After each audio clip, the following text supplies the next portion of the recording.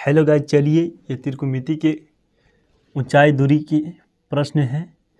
प्रश्न कह रहा है कि भूमि के एक बिंदु से जो मीनार के पाद बिंदु से 30 मीटर की दूरी पर है, मीनार के शिखर का उन्नयन कोण 30 डिग्री है, मीनार की ऊंचाई ज्ञात कीजिए। ठीक है दोस्तों, तो हमें कह रहा है क्या, भूमि के एक बिंदु से। तो देखिए यहाँ पर क्या करेंगे, देखिए स्केल लेंगे, भूमि पहले बनाएंगे इस तरह, यानी एक बिंदु से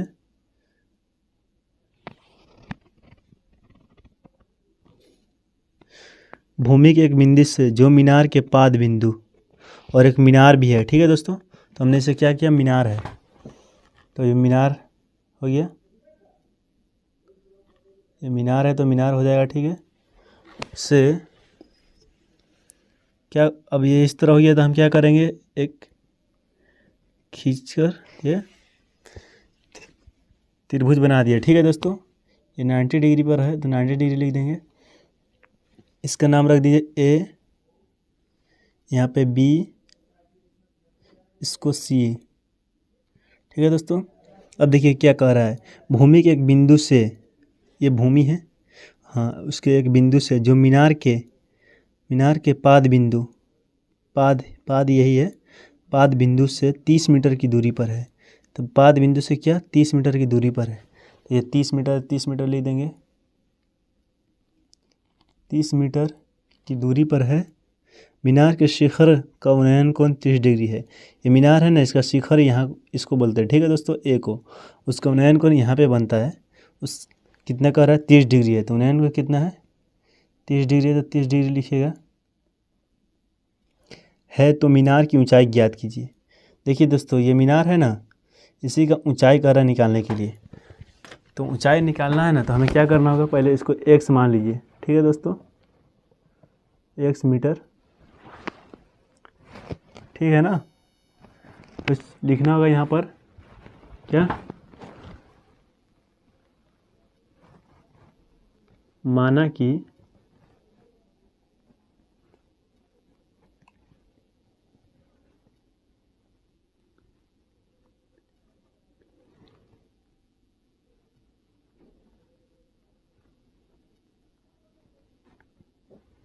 मीनार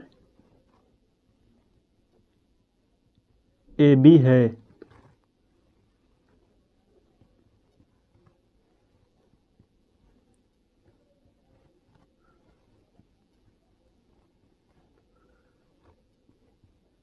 जिसकी ऊंचाई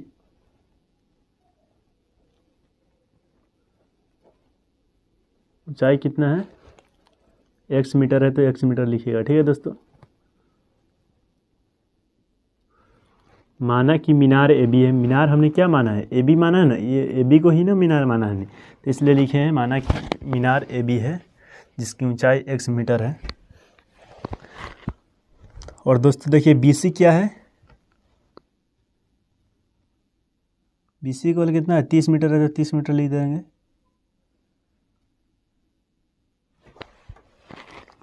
उसके बाद कोण ए बी सी को कितना है, 30 डिग्री है, 30 डिग्री लिख देंगे। ठीक है दोस्तों, अब देखिए क्या कह रहा है, अब हमें कुछ करना नहीं है, तो हमें क्या करना है, तो हमें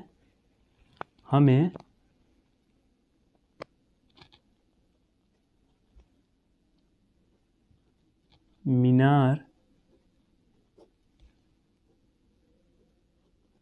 की ऊंचाई ज्ञात करना है। ठीक है दोस्तों, ऊंचाई ज्ञात करना है, ज्ञात करें।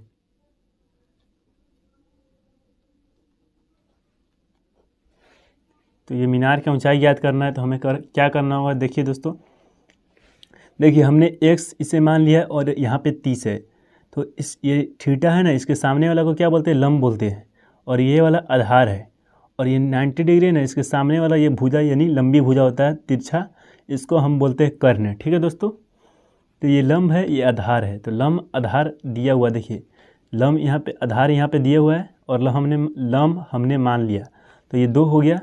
तो हमें इसका वैल्यू देखना है, यानी कौन सा इथी में यानी लम आएगा और आधार आएगा। लम बाई आधार कौन सा कैटेगरी में आता है, यानी साइन में आएगा कि टेन में आएगा कि कोस में आएगा। देखिए यहाँ पे दोस्तों साइन में नहीं आएगा, टेन में। टेन का फॉर्मूला होता है लम बाई आधार, तो हम लगाएंगे टेन का फॉर्मूला। ठीक है दोस्तों, तो यहाँ पे टेन का फॉर्मूला लिखेंगे। टेन 30 है तो 30, थीटा कितना है 30 है तो 30 लिख रहे हैं। ठीक है दोस्तों, बराबर है तो बराबर, लम कितना है ए बी और आधार कितना है बी सी है, तो बी सी। देखिए लम ये है ना ए बी और आधार बी सी, तो लिख दिए दोस्तों। देखिए यहाँ पर अब टेन लिखेंगे या टेन 30 का मान कितना होता है 1/√3, बराबर है तो बराबर ए बी का मान कितना है, ए बी का मान हमने x माना है तो x लिखेगा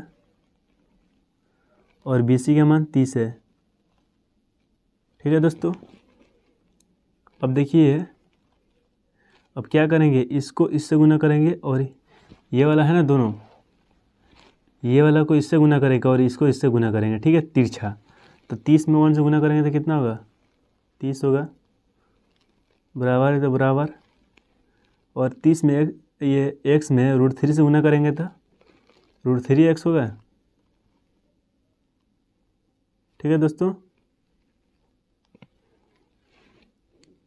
तो देखिए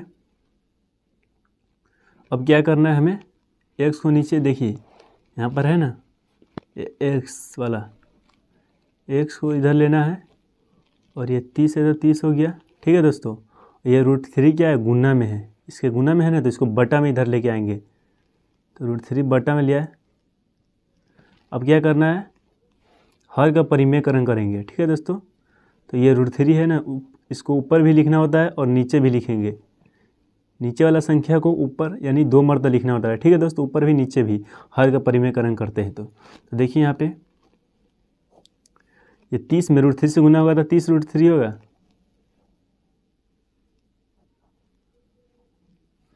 और √3 में √3 से गुना होगा तो रूट हट जाएगा, तो कितना बचेगा 3 होगा। ठीक है दोस्तों, देखिए रूट है ना, √3 में गुना होगा तो 3 हो जाता है, तो इसलिए 3 हो गया। अब देखिए यहाँ पर ये कट रहा है। ठीक है दोस्तों, 3 एकम 3, 3 दाही के 30 यानी 10 मरतबा कट रहा है, तो कितना बचे यहाँ पे 10√3 हुआ, यही आपका आंसर हो गया। तो लिखिएगा यहाँ पर, इधर लिख दीजिएगा साइड में, अतः